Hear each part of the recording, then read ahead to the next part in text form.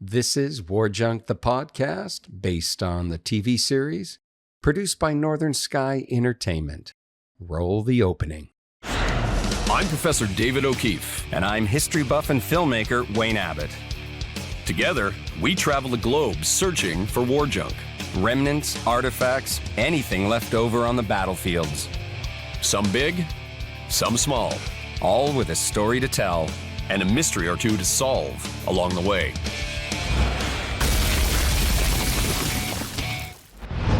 This is War Junk, the podcast, with Professor David O'Keefe and me, filmmaker Wayne Abbott. Hello, David. Hello, Wayne. How are you? Oh, excellent. I'm actually very excited about this podcast because I think we're getting into a theme and a storyline about warfare that we've seen and investigated in a number of our War Junk episodes, and that's the underground part of war.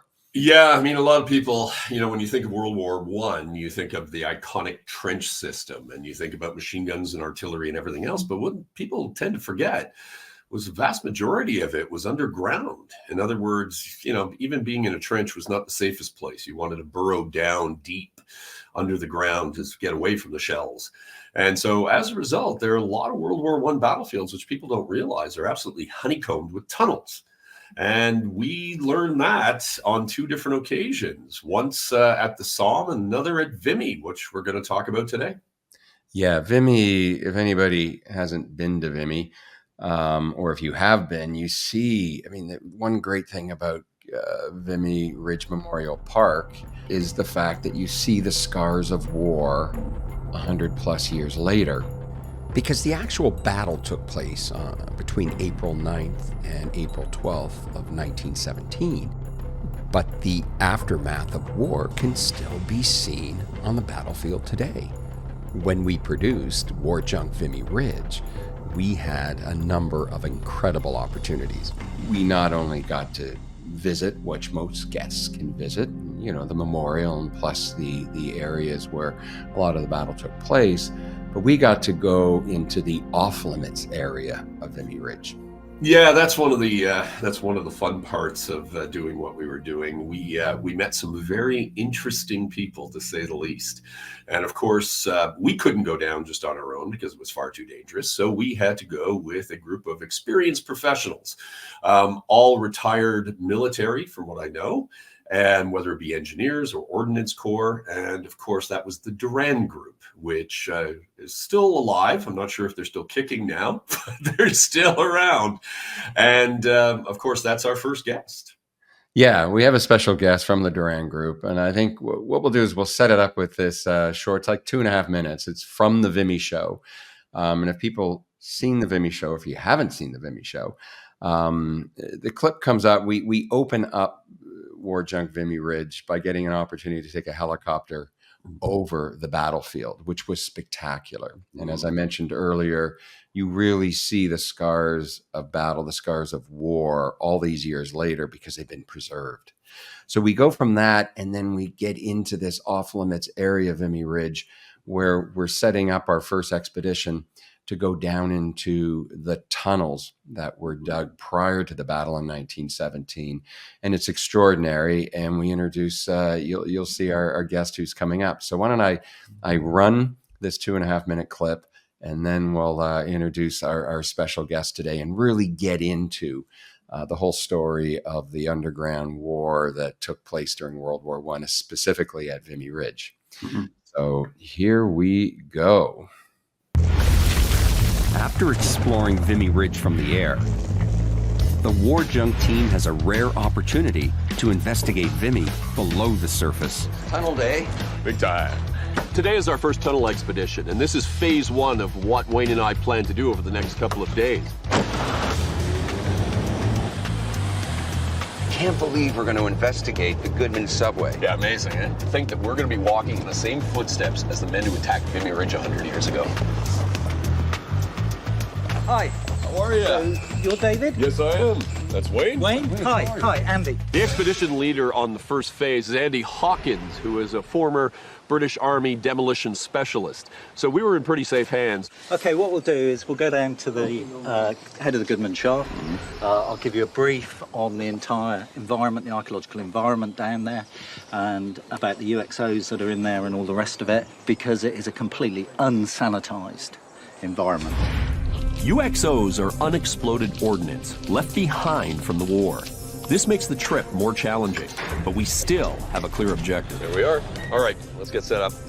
We really want to see what is down there to actually give us a sense of what it was used for during the Battle of Vimy Ridge. Okay, so the boys are going to get rigged up now. Game time.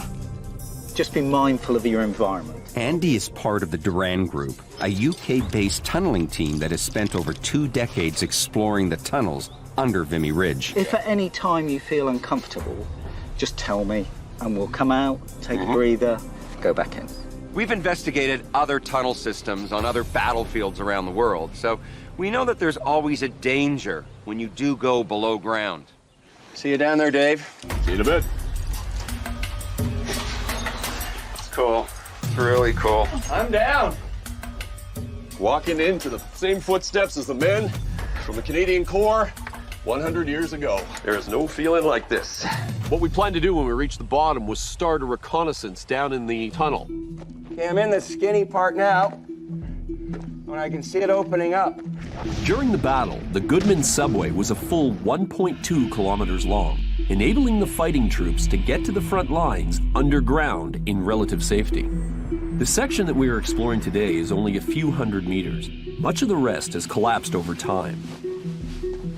Immediately, we are transported back to the first day of the battle in April 1917. If you can imagine a man in full uniform, rifle, weapon, helmet, all his kit, this is big enough for him to come through. The remaining tunnel is in excellent condition, much as it would have been during the battle.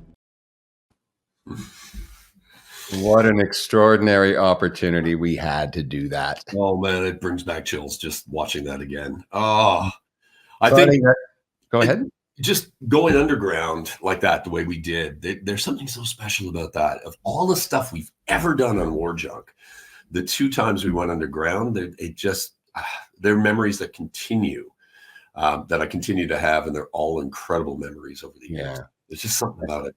Yeah, it was an incredible opportunity. And right now we're going to bring on Andy Hawkins from the Durand Group because there's so much story to talk about. And this man has been underground a lot more than we have. So without further ado, here is Andy. Well, hello. Good to see the pair of you. Yeah, you're looking fine. 10 years on. Yeah. I was sort of looking at that image of myself and thinking, that was quite a while ago. Yeah, we do that every time. A few years, but Andy, no, it was a great opportunity to be able to access the tunnels at Vimy Ridge. So, I mean, before, maybe just give us a background on your experiences and how you got involved then with the Durand Group. Well, I mean, I've served, I did 40 years in the British military and predominantly on explosives and all the rest of it. Had experiences in Northern Ireland, Iraq, the Falklands, all looking at sort of those battlefields, the EOD that was left in them and all the rest of it. So I was quite interested when some colleagues of mine became involved in the making of a film on Vimy Ridge, looking for a lost mine, really. And it was one of the mines that was planted for the attack, but never fired. Okay, I think maybe we can explain a little bit what you mean by mines, because a lot of people who are listening are probably going to think like a gold mine or a silver mine or anything else. So maybe take them in and explain exactly what they were being used for. Okay, these are very large elements of explosive. So 6,000-7,000 pounds of explosive. And the objective is to either destroy an enemy position by blowing it up. So you tunnel underneath, plant this explosive and blow the mine up. Or more often, particularly on Vimy, was to actually gain ground. So what you'd do is you'd blow a mine in no man's land, attack it, right, and hopefully capture the far ridge. So you actually gain ground. It's a very complex environment to work in and decide when you're going to fire the mine, when you're not going to fire, or whether you're actually going to fire it at all. And that's where sort of the Broadmarsh mine came in, because it wasn't fired and the record showed that it hadn't been removed. So a filmmaker wanted to make a film about sort of a missing mine, and became involved in that through research, discovered that this mine was still at Vimy, and put together a small team to actually go and look for it. The Canadian government were very interested to find out whether it was, because it was in the public area. So the team went together, and what they found was that the mine had been partially removed. Artillery fire had collapsed the tunnel. So they had left about a third of the explosive behind. It's in boxes and tins. So it contains an explosive called ammonol, which is ammonium nitrate, aluminium, and flake TNT. The roof of the chamber had actually collapsed onto these boxes. So to actually extract them would be quite hazardous. So we looked at the explosives. It's very hygroscopic, and we decided it's better that it's left where it is, because it basically will degrade and just go into the ground, as ammonium nitrate does, because it's primarily a fertilizer. Okay, so after all these years, and what year are we talking about now when you went down to do that? That was 97. That was 97. Yeah. So from that, the group came together because they recognized that there was more of a story to tell here about the underground war, because people, I think, as you'd said, think about the trenches, they think about the dogfights, they don't think about what's going on underground, right? And it is very much a three-tier battlefield. So let's just, when we look at the overview of the tunnel system that was built prior to the battle in 1917, I mean, how many kilometers or miles, of tunnels would you estimate are under Vimy Ridge? Well, I mean, you've got the subways, and as you indicated with the Goodman, I mean, that was 1.5 kilometers, right, going all the way back to and there's 15 of those, right? There's 15 subways that you found. They're not all of that length, but there's a lot of subways. I mean, and those subways really are as a result of lessons learned from the Somme, because it's like every battle. A battle is a story of two sides. So we had our attack plans. The Germans had their defensive plans, because they knew the attack was coming in. It's important to note that the opening day of the Battle of the Somme began on July 1st, 1916, and it was one of the worst in military history. Over 57,000 British soldiers were either killed or wounded, including over 700 men from the Newfoundland Regiment who were casualties at Beaumont-Hamel. And one of the reasons why the British had such difficulty was that they were exposed. And as Andy explains, the Germans knew they were coming. And basically their plan was to allow the first wave of troops to come over, because they'd reduced their frontline troops, but their artillery would then move on to the support lines and to the communication lines.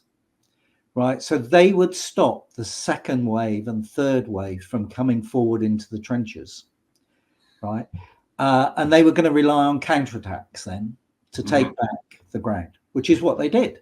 Yeah. And you look at that battle and you can see why it was so difficult on those first few days to get through. Now that battle went on till November, okay?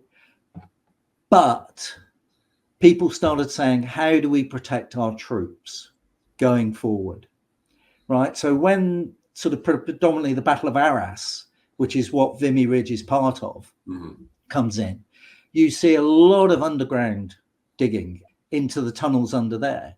And they were all connected up, various souterrains, to allow troops to move forward. And on Vimy, they dug all these subways coming back from the rear areas so that you could actually have your first wave of troops in the trenches and your second and third waves sat in the tunnels underneath. So they could move forward very quickly, right, into the trenches and over no man's land in support of the first wave. Yeah, all about keeping That's what they were designed for. Yeah. So really, the subway is a term used for this tunnel that goes from the back lines to the front lines without having to go over, be exposed and being exposed to no man's land. So you can actually travel 1 kilometer to 1.5 kilometers and pop out and be right there in the front lines without having to. And that is so crucial because you're trying to keep momentum going when you're attacking, because the first wave is going to exhaust itself and the enemy. And that's when you want the second punch to come in and take them out. And so if if your second and third waves are having a problem getting over open ground, they're going to be exhausted and decimated by the time they get there. This was a brilliant way of maintaining that momentum. And in many cases, this is one of the reasons why Vimy turned out to be a victory for the Canadians. Explain also, Andy, the size and how they dug the subways and what they physically look like. We see a little bit from the clip that I just showed on the War Junk Vimy Ridge episode, but explain the subway and how they were designed. Basically, that particular subway, right, what you have on there, you have headquarters elements, you have water elements. So you've got a massive reservoir, holds 60,000 gallons of water. You've got headquarters that provide the information, signalers that provide the signals and the communications towards the front and to the back, right? And basically what you had was 179 Tunnelling Company, which was actually a British company, dug that particular tunnel. The shaft you went down, right, was one of the shafts that they put in, right? And it actually has, from the top, there's actually a small railway that runs back for them to actually extract the spoil out of that particular thing.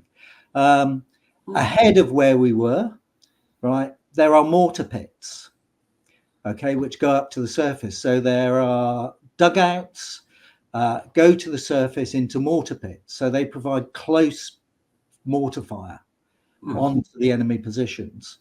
They're very complex, and there are exits up into the frontline trenches. Further back, there are exits up into the second line trenches. And it goes all the way back. So you've got electrics, you've got generating stations, all controlled by a major that controls that subway. Every subway had a controlling officer who allowed troops in, out, dictated when they came in and when they came out. They functioned extremely well.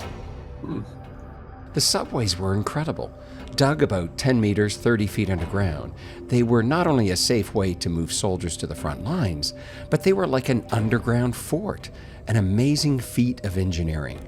The next question we asked Andy was, who were the brave souls who dug these tunnels? Our first thought were coal miners.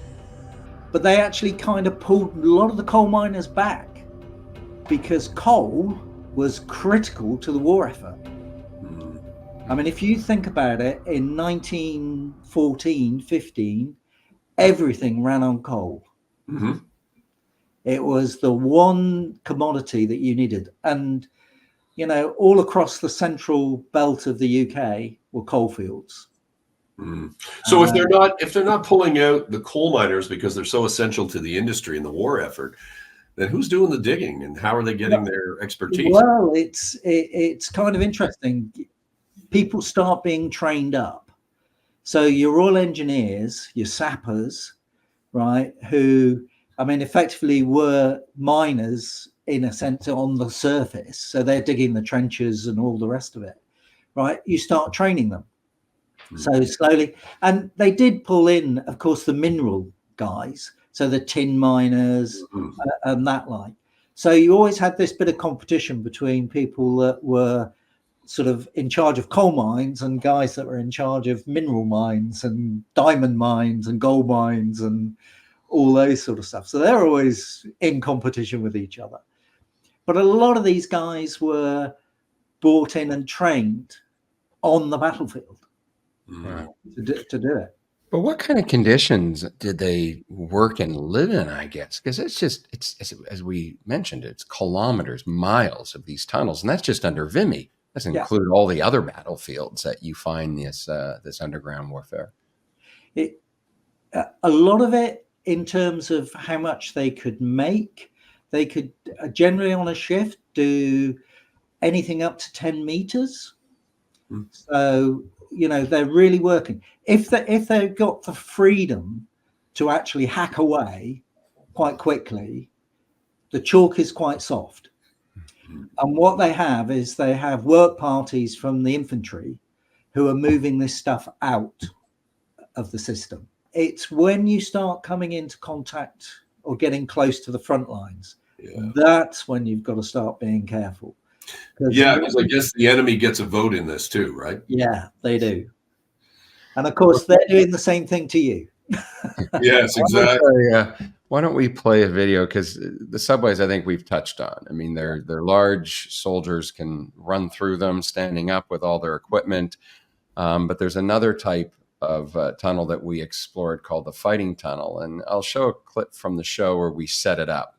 And it kind of will give listeners and viewers kind of an idea of the difference between the subway and the fighting tunnel. So this is really the setup of our second expedition at Vimy Ridge. Today, we continue our investigation under Vimy Ridge. Here we are. We are going deep into the fighting tunnels, and because of how treacherous these tunnels are, I mean, I'll be honest, I'm quite nervous about today. we've decided that I will do this one on my own with a skeleton crew. Hey, the boys. When we arrive, we meet today's team leader from the Durand Group, Nick Pryor. Ready for day two? Yeah. He's one of the first people since the war to explore the deep fighting tunnels at Vimy Ridge. We haven't been down there for 10 years to inspect some of those areas.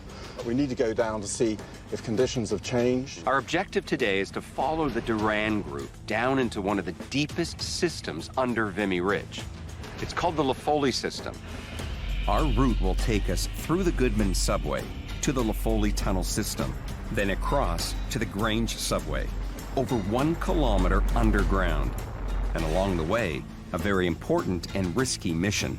We have a camouflage charge down there. We don't know what condition that's in. A camouflage is an explosive charge designed to destroy an enemy tunnel with an underground blast. The Durand Group 20 to 25 years ago came across an unexploded camouflage charge that was buried deep in the Laffoley system. Even though they took the detonator away back in the 90s, there's no telling how this charge has deteriorated over the last decade. Can we actually get up fairly close to the charge? I hopefully will be able to take you in there. Depends, it's really tight. So to assess the integrity of the camouflage charge, you have to actually get up there. There's no other way. 7, 8 stories below the ground. We're going to be coming up against an unexploded charge. The fact that we're going to be in spaces as narrow as 18 inches. It's going to be a hell of a challenge. It was a challenge. Well, for some. Yeah, I think Dave would have got stuck down there. But Andy, talk about the difference between the subway and then the fighting tunnels that we were going into. Right. Do you remember I said how we started by looking for an unexploded mine, the Yes. Broad Blanche, right? When the British came to sort of the Vimy Ridge area and took it over from the French, the Germans had really been hassling the French troops with mines. So they'd been tunneling under them and blowing them up, basically, and driving them back. So there was a lot of backwards and forwards going on at the time. So the British came in and had to stabilize the situation. So the way they decided to do that was to drive a number of inclines down to about 80 feet in the chalk, and then to join them together, put a lateral across at 80 feet and drive out listening chambers. So that they could listening chambers, right? So that they could hear the Germans digging towards them. The Germans had a philosophy of they would want to they'd say, right, we're going to plant a mine under that bit of the trench, the enemy trench. They would dig a small incline, dig a shaft, dig a tunnel out, plant the explosives, blow it. That was their system, right? So by putting this lateral across and then putting the listening chambers in, right, you could actually hear them coming towards you. And the system that they would use, these chambers, you would put early on, there would be a soldier in there just listening, sitting there just listening, 1 or 2 soldiers. So they're like 80, let's say 30 meters, 35 meters down, 100 feet, and they're listening to see if there's any digging for the Germans on the other side. Yeah. And then if they hear anything, they would call for the officer. The officer would come down, and he had a little device that a bit like a stethoscope, but if you can imagine 2 stethoscopes, 1 to each ear, right? If you put it on the ground, you can judge when you've got the sound in your ears level, right, from where it's coming from. That's the angle that it's coming from. So you take a 90-degree angle between the 2 sensors, and you go. Now, if you can do that from 3 positions, you triangulate. Yep. Right. So you know where the enemy tunnel is. Now, the advantage of already being 80 feet down underground with a lateral is you can now drive a counter mine anywhere. You're already there, right? Out towards them. Okay. And that's when we went and saw that camouflage, that's exactly what it was. So in other words, with the lateral, then you can go out at any angle and you could go out up, at any down. point, basically up, down, but that might be difficult, but you have that option. Yeah. Wow. And of course, what it means is for the Germans, they've got to go lower. So they've got to go under you, right, to get it. And of course, at that point, they're in the water table. Yeah. And then more explosives they're going to need to do any damage that far down. So it becomes much more problematic. So the laterals then were really the tactical development underground that really was extremely important at this point. It was. And it then allowed us to hold that ground and take the initiative away from the Germans. Right. It's amazing, the complexity of systems down there. I just cannot believe this entire, I don't know, cat and mouse game happening on 100 feet underground. Yeah, this is not the Vimy Ridge you read about in history books, to say the least. Yeah, we mentioned camouflage charge because I have a shot of it here. I'm going to bring it up. So describe what we're seeing here. I'll show a video soon, but this is good for you to explain, Andy. Okay, what you've got is you've got aminal bags. So those bags contain about 25 pounds of ammonium nitrate, aluminium, and flake TNT. And this particular mine was about 600 pounds. planted in there. So we're only seeing the top layer here. And the objective was to attack a German tunnel that was coming towards that location. And in our maps, because of course, after the bridge was captured, the Royal Engineers surveyed the German systems. There is a German system opposite it, right? That system had already been attacked once, and the Germans had dug through the resultant collapse to carry on with the advance of that particular system. So if that blew up at the time, I mean, that was ready to be used in April of 1917.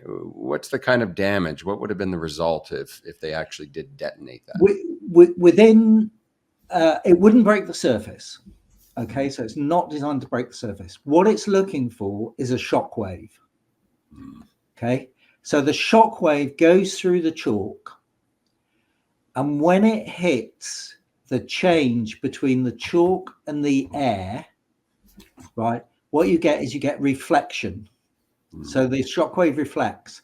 But what happens is you get a huge push against the side of the tunnel, which collapses in. So, and that collapse is traveling at about sort of 2,000 meters per second. Wow. It's a principle used for defeating armor.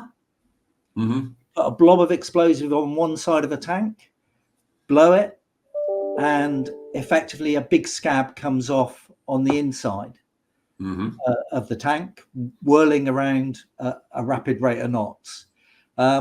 So that whole principle is designed to collapse the enemy trench, or enemy tunnel rather. And you're looking, if you're clever, to actually catch the enemy miners whilst they're digging. Yeah, I guess a lot of people don't realize that these guys were such specialists that it was so important, kind of like U-boat crews in the Second World War, where it was one thing to sink the U-boat, it was another more important thing to kill the crews. And so I guess in this case, that's the way they viewed the enemy miners. So basically, you're burying them alive on the other side, on the enemy lines, right? Yeah, yeah. And but when we visited, I'm going to show a video clip. You've taken the detonator out of that camouflage charge, right? Like they're pretty safe just sitting there. Yeah, Mike Dollamore and I neutralized that one back in 2002. Wow. Well, let's give everybody a treat. If you're listening to this on your podcast app, you may want to go to War Junk TV on YouTube, because this was a great scene, and it's probably the most talked about scene in our series, because the cameras go down deep into these fighting tunnels, and I think you get the sense of the claustrophobic feel that you get when you go into these very narrow tunnels. So I'm going to play this because I get the opportunity to come right up in front of the camouflage charge and something happens. But it was an amazing moment. Let's just say that. So here we go. I call this panic attack. That sets it up nicely. Tunnel that we're going into, to where the camouflage charge is, because they knew the Germans were really close, and they were worried, really worried about a breakthrough. Moving through the tunnel gives me the feeling like I'm a soldier in 1917, moving towards German lines. It's very narrow, maybe about 2 feet right now. I still have no clue whether or not I'll get all the way in to see the explosives. It's just so narrow. And there it is. Wow. I don't know if I should touch it, but since they think it's safe, and there should be probably 30 or so bags. This stuff has been sitting here since the Battle of Vimy Ridge in 1917, or even earlier. This crude funnel. Yeah. So was the sound piece, the listening earphone, connected onto brass fitting, the 2-inch air hose. Coming right back here, we found a clip of 5 bullets. There's no other reason to have that there other than they were expecting a potential breakthrough.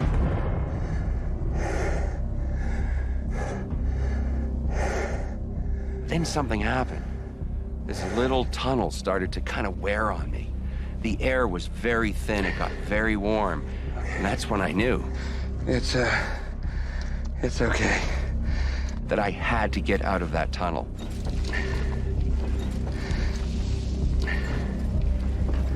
It takes me a while to regain my composure.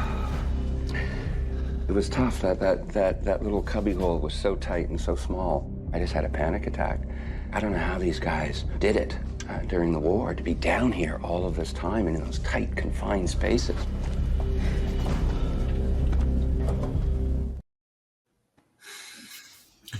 I still get heebie-jeebies watching that, because that was, you can just see how different it is from the subway tunnels. It is tight. I mean, what you've got to remember, of course, is that we were crawling over the tamping, right? So the actual tunnel itself, when they were planting that mine, would have been slightly bigger. Still small, but slightly bigger. And all that way back that we crawled over was tamping to stop the blast coming back into the main lateral. But I'll never forget the way you squashed me into the corner and crawled over me. Oh, yes. But it just goes, I don't know, so many people comment on that scene, and it represents exactly what happened. Yeah. We were up near the charge for quite a while, and I think just filming, and I just got to the point where it was just hard to breathe and get out. But you really get a sense of just how small and how cramped. And we were down there for a few hours, but if you're working down there day and night, man, I just felt sorry for those poor boys that had to be down there. Well, yeah, and you see it in the graffiti down there, because there's some really quite interesting graffiti. There's sort of, sometimes they put their names down that they're the day shift or the night shift. When Andy says graffiti, he doesn't mean, say, spray paint on the walls of an inner city.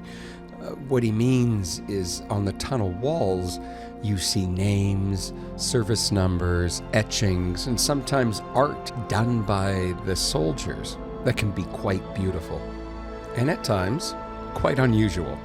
I mean, in O sector, which is the next sector along, I mean, there was one particular guy who was actually an infantryman attached, called Clayton. And we've got a feeling that he enjoyed the riskier side of graffiti. So a number of his images are of naked ladies and things like that. And interestingly enough, he survived. We actually found where he'd left his regimental number and in another location and stuff like that. And is that one of the images you sent me? It is, yeah. There's we'll get into, I'll show a video soon of some of the graffiti that Andy's talking about, but this is one. He calls it sector sexual image. So here we go. I don't know if we can show this on YouTube, but it's not too bad. So this is something that one of these tunnelers who's working down there drew on the side of the wall of the tunnel. For those that are listening to the podcast, what you're missing here is a sketch of a naked woman. Looks like she's standing next to a tub with her hands on her head. So for World War I standards, this is pretty risque. It's in one of the listening chambers in O sector, and actually there's probably 10 or 11 different drawings of a sexual nature in that particular we didn't see that when we were there. No, you gave us the G-rated tour. We want our money back. Well, you were in La Folie, right? Now, the important thing is that, as we said, the La Folie was a kilometre long, right? O sector, which backs up against La Folie and is, there's only about 10 feet between the laterals, okay, but they don't join. Now that's very important, because if the Germans break into your tunnel system, they now have the ability to go along the lines. And that happened quite regularly. So when Nick was saying, you know, we found a clip of ammunition, small arms ammunition down there, that's why, because there were sentries in these tunnels just in case the Germans did actually break in. And you also see in that video is the kind of one of the listening devices they would have had. Yeah. That's a very early one. They then become replaced by geophones, which basically are sensing the vibrations. And so they'll signal back to a listening post. Basically, you put a geophone in every one of your listening posts, and they will tell you that there's activity in that area. Wow.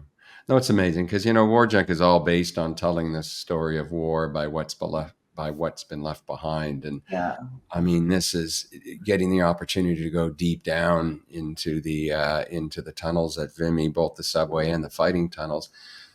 You're living it. I mean, you're just going back into history. I mean, that stuff is, you know, you even said it in the first clip, it's unsanitized. I mean, you guys have moved some stuff around, but there's still a lot of unexploded ordnance there. Nice. And when you walk through, it's like you're going back 100+ years to World War I. Wouldn't you say, Dave? Yeah, and what I like about it too is there's so much there to make you think and to rethink the historiography of the war. I mean, you know, it's the personal artifacts aside, you know, the personal story will always be there. But, you know, to get back to understanding that a lot of the war is fought underground, and just how essential and important it was to the outcome of the war is something that I think, you know, even now we're 110 years on, we're only really starting to get our heads around. And I think that's the brilliance of, you know, what you guys do and, you know, what we stumbled into, if you will. Now, this is the end of part 1 of the Underground War at Vimy.